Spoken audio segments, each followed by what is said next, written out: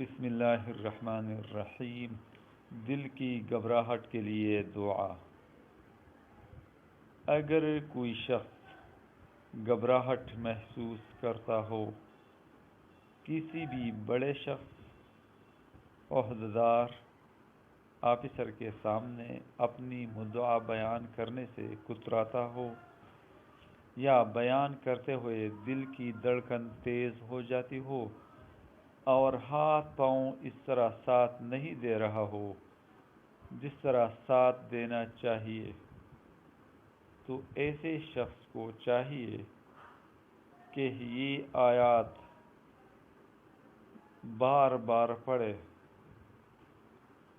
انشاءاللہ گھبراہٹ دور ہو جائے گی، ہاتھ پیر کانپنا سکون میں تبدیل ہو جائے گا اور دل کی دھڑکن بھی نارمل ہو جائے گی۔ آیات یہ ہے، بسم اللہ الرحمن الرحیم۔ الذین آمنوا وتطمئن قلوبهم بذکر اللہ، الا بذکر اللہ تطمئن القلوب۔